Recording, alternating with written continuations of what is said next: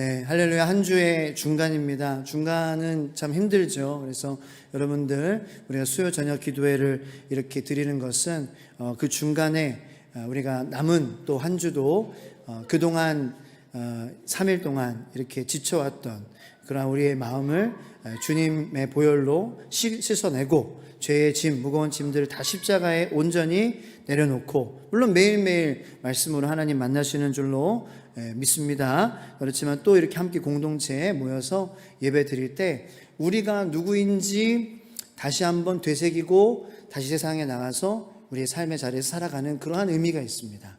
우리가 어떠한 사람인지, 우리가 어디에 속했는지, 우리가 어느 나라의 시민인지, 대한민국 사람보다 먼저 하나님 선택받은 자녀임을 기억하는 그러한 귀한 시간입니다. 그래서 하나님만 예배하는 여러분들에게 큰 은혜가, 그런 은혜가 있게 되기를 예수님의 이름으로 축복합니다. 사순절 기간입니다. 사순절 수요 저녁 기도회입니다. 사순절 첫 번째 여러분들에게 드리는 수요 저녁 기도회 메시지입니다. 그래서 앞으로 수요 저녁 기도회는 이제 사순절 기간 동안 한 서너 번 정도 있을 텐데, 사순절 메시지로 여러분들에게 좀 도전하고 예수님을 더 생각할 수 있는 그러한 말씀으로 우리가 이렇게 함께 예배를 드리도록 하겠습니다. 열왕기상 17장. 그리고 중요한 광고인데, 끝나고 나가실 때 성막 만들기 모형, 그거 여러분들 지난주에 다 이렇게 사인하신 분들은 하나씩 가져가시기 바랍니다. 아시겠죠? 네. 자, 열왕기상 17장은 하나님이 이스라엘 땅에 큰 가뭄을 내린다는 말씀으로 시작을 합니다. 한번 성경책 여러분들 17장 1절 말씀을 한번 찾아보시겠어요? 화면으로 준비 안 했습니다. 일부러 찾아보시라고. 17장 1절 말씀 다 같이 한번 읽어볼까요? 시작. 길르앗에 우거하는 자 중에 디셉 사람 엘리야가 아합에게 말하되, 내가 섬기는 이스라엘의 하나님 여호와께서 살아계심을 두고 맹세하노니 내 말이 없으면 수년 동안 비도 이슬도 있지 아니하리라 하니라. 아멘. 사실 이 한 절 말씀에도 엄청난 하나님이 누구신지, 그리고 하나님이 우리를 향하여서 어떠한 마음을 갖고 계신지, 엘리야에 대해서, 아합에 대해서 이 의미를 우리가 한번 찾아볼 수 있는 너무나도 참 엄청난 말씀입니다. 자, 길르앗에 우거하는 자 중에 디셉 사람 엘리야, 이 엘리야가 누구에게 말했대요? 아합에게요. 여러분, 아합은 어떤 왕이에요? 정말 악한 왕 중에 악한 왕이었습니다.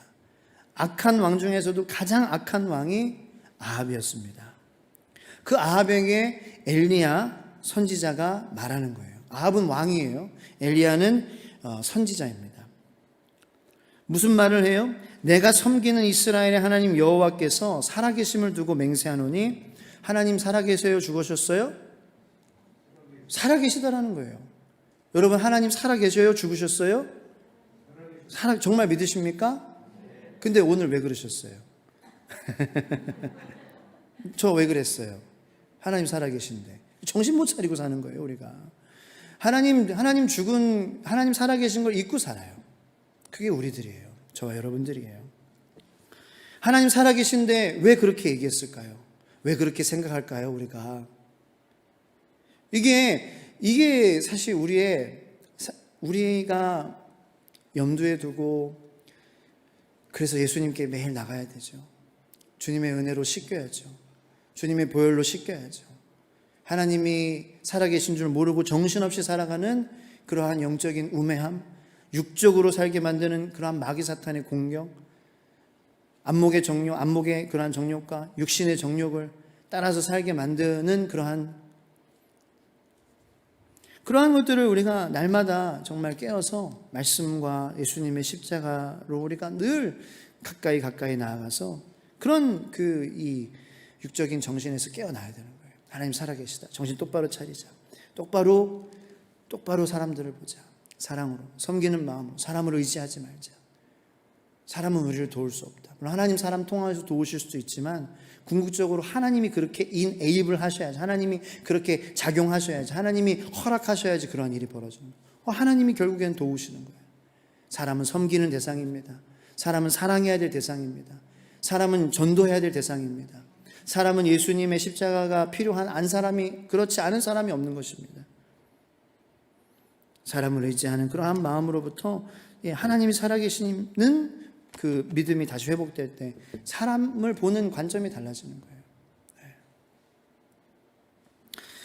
자, 그런 하나님 살아계세요. 이스라엘 하나님 여호와께서 살아계심을 두고 맹세하노. 이거는 절대적으로 예나 지금이나 앞으로나 변하지 않는 진실. 하나님은 살아계신 하나님이에요. 내 말이 없으면 수년 동안 비도 이슬도 있지 아니하리라. 이 말씀도 정말 하루 종일 묵상해도 부족함이 없는 말씀이에요. 하나님 말씀이 없으면 비도 이슬도 있지 아니하는 거예요.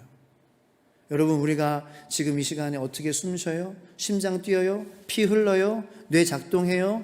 손가락 움직여요? 발가락 움직여요? 어떻게 해요? 하나님 말씀하시기 때문에. 믿으십니까? 그럼 하나님 말씀하시기 때문에 우리가 살아있는 거예요. 하나님 너 그만하면은 the flat line. 그게 우리예요. 근데 무서워요? 아니요. 하나님 자녀 된 이상은 이제는 죽음이 무섭지 않죠. 하나님 앞에 우리가 서는 그 날을 소망하면서 살기 때문에. 심장박동이 멎는 것을 플랫 라인이라고 그래요. 영어로 플랫 라인. 라인이 플랫이니까 이거 무서워하면 안 되는 거예요. 그런데 우리가 무서워하죠. 어떨 때? 하나님이 살아계신 것을 모를 때, 잊을 때. 그걸 무서워하는 거예요. 죽음을 무서워하는 거예요. 결국은 우리가 죽음을 하나님이 살아계신 것을 모르기 때문에 이 세상에 그러한 생명이 전부인 줄 알고 하나님을 쫓는 삶이 아닌 다른 것들을 쫓는 삶이 되는 것이고, 그러므로 자꾸 마음이 욕심이 생기고 집착이 생기고 두려움이 생기고 우리의 마음이 강박해지고 닫혀지고 차가워지고 그렇게 되는 거예요. 이 1절 말씀만 계속해서 묵상하고 마음에 기억해도 정말 하나님께서 우리들에게 놀라운 그러한 진리를 말씀해 주시는 거예요. 하나님이 말씀하시기 때문에 아침에 비도 이슬도 나의 생명도 내 가정도 이렇게 유지가 되는 것입니다. 하나님께서 그런데 왜 유지시켜 주세요? 뭐 좋은 대학 나와서 좋은 데 취직해서 뭐 그렇게 결혼해가지고 그렇게 살라고? 저도 그런 줄 알았어요. 저도 나는 좋은 결혼 할 거야. 나는 좋은 직장 가질 거야. 나는 그렇게 인정받는 그러한 사람 될 거야. 그게 목적인 줄 알았어요. 그런데 지금도 부족하지만 조금씩 깨닫는 것은 그건 목적이 아니에요. 하나님 여러분들에게 더 위대한 콜링을 부르심을 주셨어요. 그것은 하나님과 함께 사는 삶을 여러분들에게 불러주신 줄로 믿으시기 축복합니다. 하나님과 함께 사는 사람이 위대한 사람이에요. 하나님과 함께 사는 사람이 복 있는 사람이에요. 어디를 가든지 무엇을 하든지. 그거를 제가 인생을 볼 때 인생을 잘 모르지만 그거를 누가 먼저 깨닫느냐, 그리고 그것을 누가 계속 유지하면서 살아가느냐, 저는 그게 그 게임인 것 같아요, 인생이. 그래서 보면은 제가 이제 와서 좀 생각나는데, 저도 중학생 때 같은 중학생이었는데, 저는 그냥 찬양팀 하면서 뭐 그냥 어울리고 그냥 그런 게 좋아서 교회 다녔는데, 누가 뭐 힘들 때나 안 힘들 때나 매일 새벽 예배 나가서 새벽 예배 거치고 가는 중학생들이 있더라고요. 또래 애들이 있어요. 그러니까 지금 와서 생각해보면 그 친구들은 그걸 일찍 깨달은 거예요. 이 세상의 목적을 일찍 깨달은 거야. 내가 지금 중학생이지만 좋은 고등학교 가고 좋은 수능 보고 좋은 대학 가고 이것이 삶의 목적이 아니라는 것을 깨달은 중학생들이죠. 그러니까 뭔가 달라도 다르더라고요. 그러니까 인생의 게임은 그거를 누가 먼저 깨닫느냐고, 그리고 중요한 것은 누가 먼저 깨닫느냐도 중요하지만 그 깨달은 것을 매일매일 리뉴얼하면서 새롭게 하면서 살아가느냐, 저는 그것이 인생의 관건이라고 생각합니다. 그것이 우리의 신앙생활의 목적이에요. 자, 지금 아합 왕은 어떻게 보면은 그런 깨달은 사람인 거죠. 그러니까 아합 왕이라는 악한 왕 중에 왕 앞에 서서 이런 말을 하는 거 아니겠어요? 하나님께서 말씀하지 않으시면은 비 이슬 한 방울도 내리지 않을 건데 앞으로 그렇게 될 거야. 이거 하나님 살아계신 거 모르고 잊고 살고 지금 이 세상에 사는 그러한 인생이 전부라 하면은 이거 아합 왕 앞에서 그렇게 짓거렸다가 목 당장 날아갈 수 있는 그러한 이야기인데, 지금 당당하게 그렇게 얘기하고 있는 거는 모르겠어요. 그 마음은 정말 쿵쾅쿵쾅 떨릴 수도 있겠어요. 그런데 어쨌든 아합 왕 앞에서 왕이시여 하나님 여호와 살아계심을 두고 맹세하노니 하나님의 말씀이 없으면은 수년 동안 이제 가뭄 들 겁니다라고 말하고 있는 거예요. 여러분과 제가 엘리야라면 아합 왕이라는 이러한 왕 앞에 하나님께서 이렇게 얘기해라 라고 할 때에 순종하는 거 쉬워요? 어려워요?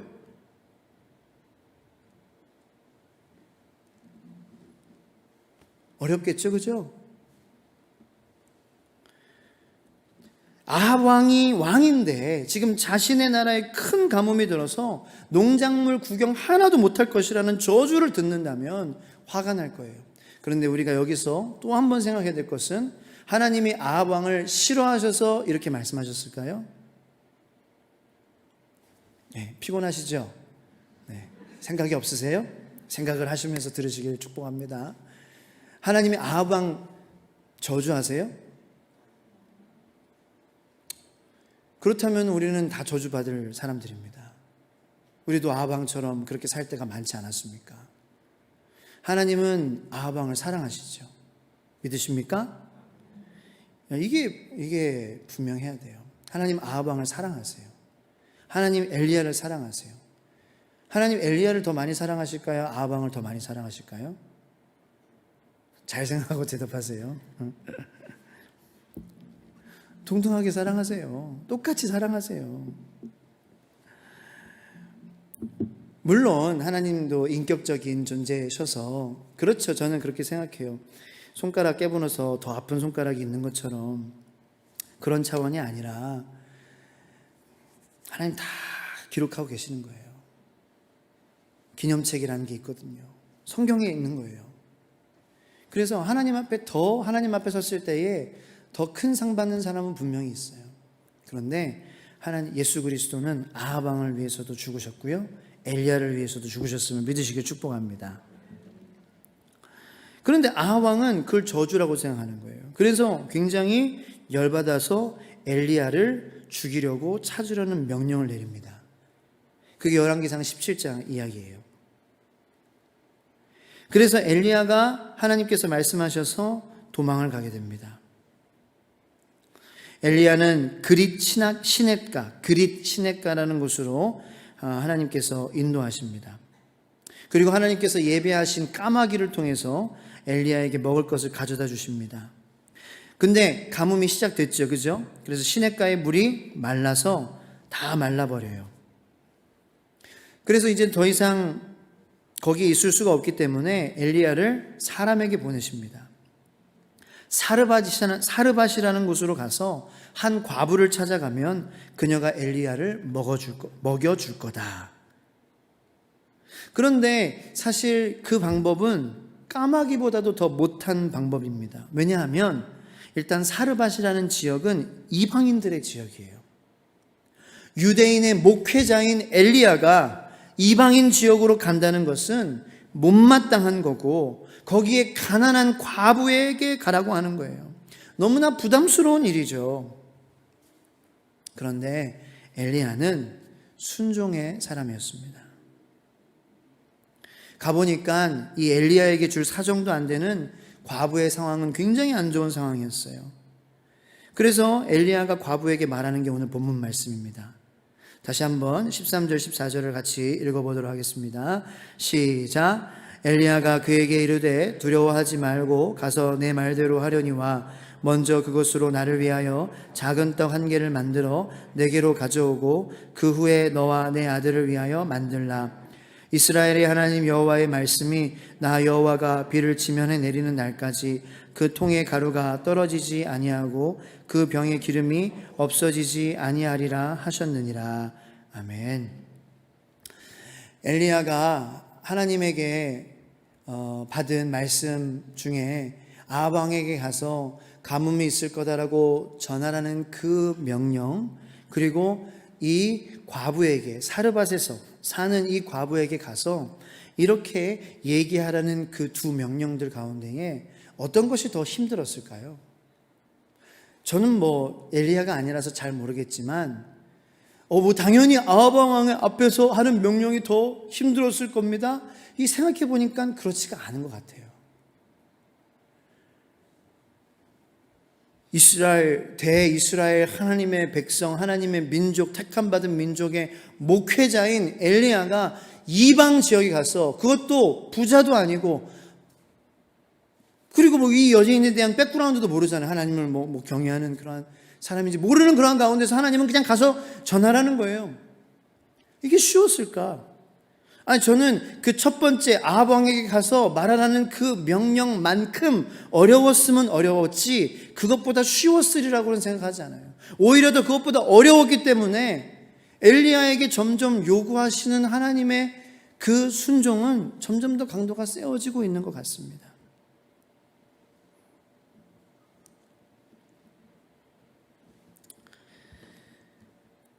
자, 그럼에도 불구하고 엘리야는 순종합니다. 엘리야가 순종하니까 어떤 역사가 일어나요? 더 큰 순종이었어요. 하나님께서 더 큰 순종을 요구하셨어요. 그런데 그 더 큰 순종에 엘리야가 아멘으로 화답하니까 과부가 순종하는 거예요. 엘리야의 그 강력한 순종과 확신에 지금 과부에게 믿음이 생긴 거예요. 할렐루야. 여러분, 순종은 믿음이죠. 믿음은 생명이죠. 생명은 살아있죠. 살아있는 생명은 전파력이 있습니다. 순종을 우습게 보시지 마시기 바랍니다. 순종을 우습게 저도 보죠. 근데 점점 그러한 마음을 바꿔주시는 것 같아요. 순종. 내가 하나님 앞에 약속한 거 우습게 보지 마세요. 제가 예전에도 여러분들 하나님 앞에 막 소원하시지 말라. 너무 우리 대한민국 교회가 그런 그 소원의 남발 가운데에 그 마귀가 사탄이 그걸 악용해서 죄책감 가지게 하고, 그거 너 지키지 않았으니 너 제대로 된 그런 하나님의 자녀냐, 이런 데에 소원이 나는 거죠. 소원을 우리가 다시 바로 세울 수 있는 그러한 기회, 명분, 말씀에 대해서 은혜를 나눴었죠. 근데 또 우리가 하나님 앞에 딱 하기로 한 거는, 순종하기로, 그렇게 하기로 결심한 거, 그거는 또 우리가 무겁게 여기고 지켜야 되는 거예요. 왜냐하면은 그거는 나의 믿음이거든요. 그건 내가 하나님 어떻게 보는 거랑 관련이 있죠. 하나님을 내가 어떻게 얼만큼 크게 보느냐. 순종은 나의 믿음이에요. 믿음은 나의 생명이에요. 그 생명은 또 전파력도 있어요. 내가 아무리 별거 없는, 보잘것없는 그러한 순종이지만 할 때에 분명히 그것을 통해서 다른 사람에게 용기를 주는, 도전을 주는, 격려를 주는, 위로를 주는 그러한 일을 하나님께서는 하게 하시는 거예요. 정말 하나님을 기쁘시게 하는 그 일은 영원히 살아나는 일이죠. 누군가가 격려받고, 누군가가 그래서 다시 기도의 자리로 나아가고, 그래서 누군가가 다시 믿음의 자리로 나아가고, 예수님 만나는 자리로 나아가는 거, 그거 하나님이 어떠한 것보다도 기뻐하시는 거죠. 여러분들의 순종을 통해서 그러한 것이 이루어질 수 있음을 믿으시길 축복합니다. 제가 아무리 생각해도 이 생각이 계속 떠오르는 게 하라고 말씀하시는 것 같아요. 제 자랑을 하는 건 아니에요.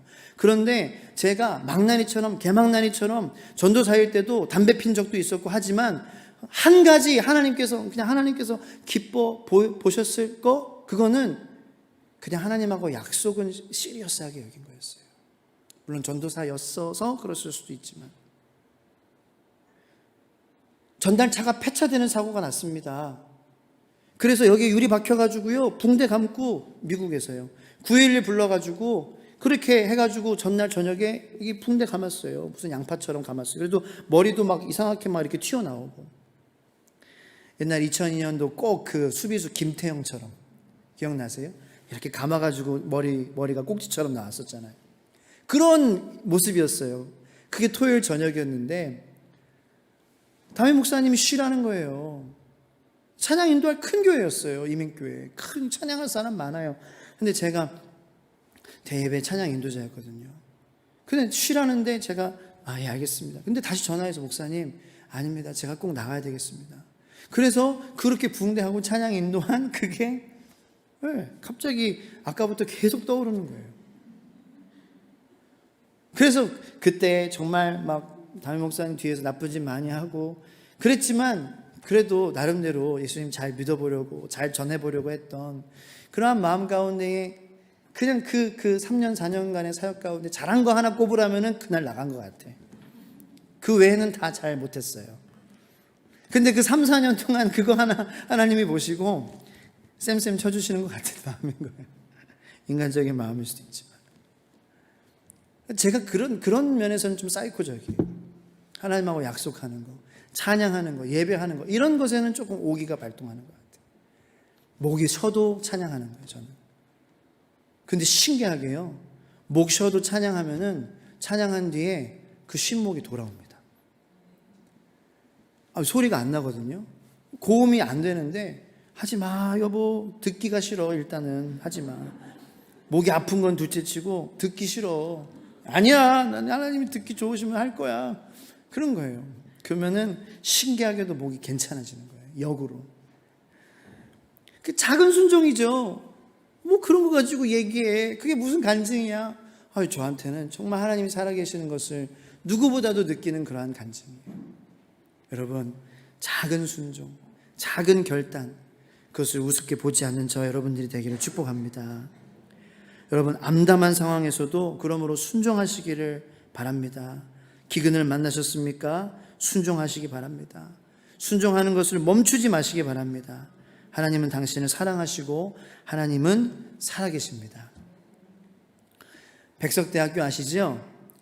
백석학원 설립자인 장종현 목사님은 1991년, 그러니까 백석대학교, 처음엔 천안대학교였는데 백석대학교가 그때 91년도부터 이제 91년도에 잘 이렇게 15년, 그때가 아마 15년 됐을 때였어요. 막 커지고 이제 이렇게 커지는 그러한 상황에서 그 백석대학교가 속한 총회, 그 총회가 그 장종현 목사님한테 그런 거예요. 이 학교가 총회가 운영하는 직영 신학교가 됐으면 좋겠다. 헌납하세요. 그런 거예요. 근데 15년 동안 자, 상상해 보세요. 내가 일고 물론 하나님의 비전으로 시작하고 하나님의 사람들을 인재를 키우고 목회자를 키우기 위해서 시작한 그러한 학교라지만 총회가 갑자기 달라고 하는 거예요. 여러분 그 내주는 거 여러분 쉬울까요? 어려울까요? 어렵겠죠. 그런데 그런 어려운 마음이 계속 불편하더래요. 그래서 기도하셨대요. 그 어려운 마음 때문에 사실 기도도 안 됐대요. 내가 그런 것 때문에 마음이 어렵다는 그 자체가 예배도 은혜가 안 되고 기도도 안 되고 은혜가 안 되고. 그런데 기도 끝에 헌납하기로 하시고 공문을 총회에 제출하셨어요. 왜냐하면 기도하던 중에 하나님께서 그 학교는 네 것이 아니다 라는 말씀을 하셨고 거기에 순종하신 거예요. 그런데 공문을 보내고 2개월 후 총회는 회신을 보내왔다고 합니다. 총회 직영신학교로 운영하는 것은 지금 총회의 상황상 가능하지 않을 것 같으니 목사님 마음고생 심하게 하셨습니다. 이제 다시 주의 영광을 위해서 다시 학교를 잘 운영해 주십시오. 이렇게 결정이 나온 거예요. 그런데 마치 아브라함에게 이삭을 바치라는 그런 하나님의 어떤 그런 아브라함의 믿음을 테스트하는 그러한 것처럼 요셉의 어떤 그러한 그 믿음을 꿈을 주신 하나님께서 그래 너도 그래도 나와 함께 할 수 있어? 감옥에서도 내가 너와 함께 하고 있는 거 알아? 마치 그런 테스트를 하신 것처럼 그 테스트를 이겨내니까 그 이후로부터 천안대학교에서 백석대학교로 바뀌면서 계속해서 부어주시는데 제가 백석대학교 얼마 전에 이렇게 좀 갔었거든요. 천안의 캠퍼스 있죠. 사실 방배동에서 시작했어요. 그죠? 방배동에도 가봤는데 엄청나게 학생들이 막 넘쳐나는 거예요. 문화예술대학, 문화대학교 있죠. 예술대학교 있죠. 천안에 또 기독교 그냥 종합대학교죠. 이게 백석대학교 굉장히 크고, 요즘에 학교가 지방에 있는 학교들이 많이 문을 닫는다고 하는데, 제가 여쭤보니까 교수님 중 한 분에 많이 들어온다는 거예요. 물론 예전 같진 않지만 그래도 다른 학교에 비해서 많이 학생들이 몰려오는 거예요. 할렐루야. 하나님께서 테스트하신 거예요. 순종할 수 있느냐. 그 이후에 하나님께서 여러분들에게 부어주실 복이, 물론 이 세상에 눈에 보이는 그러한 것을 위해서 우리가 순종하라는 것은 아닙니다. 하지만 하나님께서 여러분들을 위해서 부어주실 큰 복이 있음을 믿으시기를 예수님의 이름으로 축복합니다. 믿음의 고수란 계속해서 순종할 수 있느냐, 저는 이거 같습니다. 우리가 한번 마음 먹은 것을 흔들리지 않고 나 끝까지 할 거야, 이러한 마음도 중요하지만 계속 순종하는 거는요, 어떻게 보면 하나님이 그만, 멈춰, 잠깐, 이럴 때에 멈출 수 있는 사람이 진짜 순종인 것 같아요.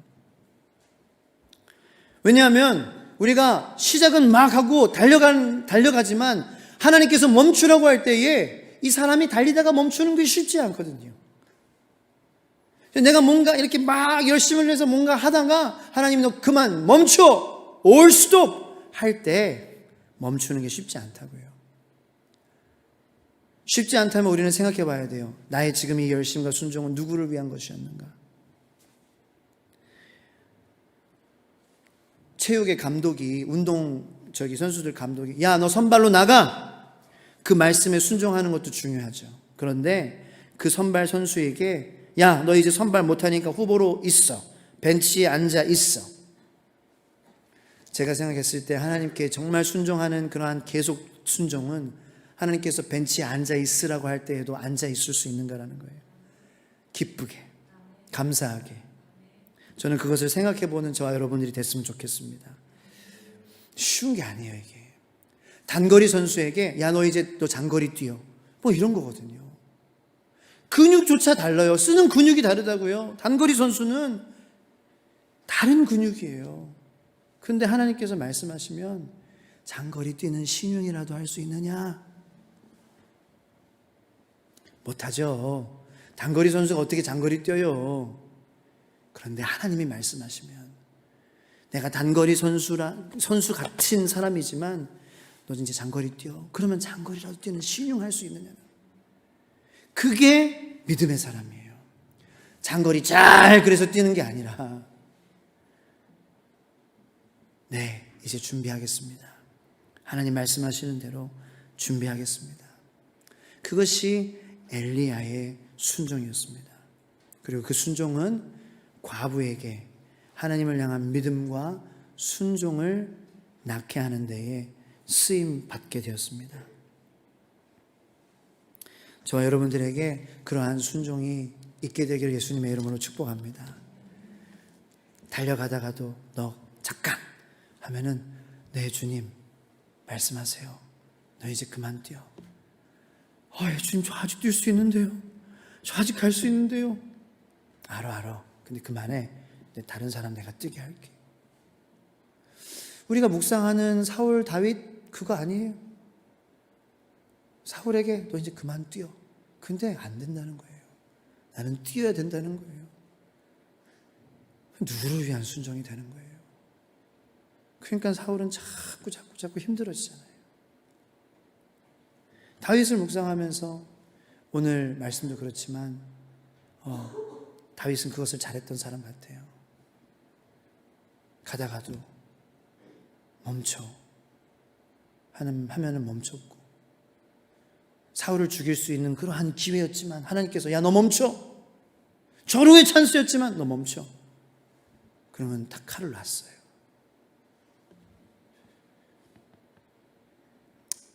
그게 하나님의 마음에 합한 거지. 하나님의 마음에 합한. 내가 얼마나 열심히 가고, 그게 아니라 계속해서 순종할 수 있느냐는 거예요. 계속해서. 우리 시간 잠깐 들은 말씀을 가지고 기도했으면 좋겠습니다. 여러분, 하나님의 처음 말씀에 순종하셨죠. 내 문제는 두 번째, 하나님께서 말씀하시는 거예요. 계속 우리의 마음이 낙심하거나 좌절하거나 실망하거나 삐지거나 그렇지 않고 계속 순종해 나가는 거, 그게 관건인 것 같아요. 주님, 제가 그거를 잘하고 싶습니다. 제가 잘 못해요. 우리들이 잘 못하죠.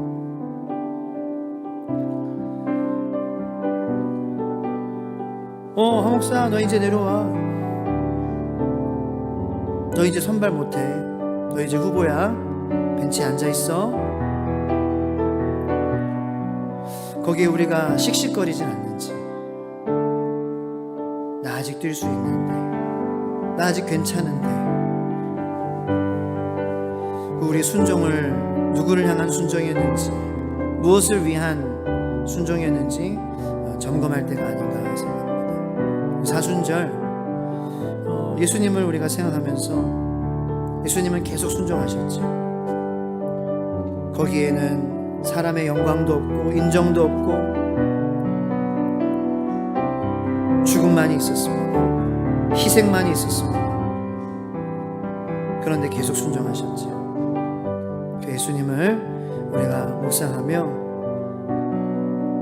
주님, 처음 순종했던 그 마음 변치 않게 예수님을 묵상하고 묵상하여 그 십자가의 고난인 그 향한 죽음 향한 그 순종, 하지만 반드시 그 고비를 넘으면 부활의 영광과 기쁨과 감격과 능력과 생명과 영원한 하나님을 만나는, 하나님을 누리고 살아가는 그러한 복 중의 복이 반드시 여러분들에게 경험되어질 줄로 믿습니다. 말씀을 생각하며 이 시간 주여 세 번 기도하겠습니다. 주여, 주여, 주여.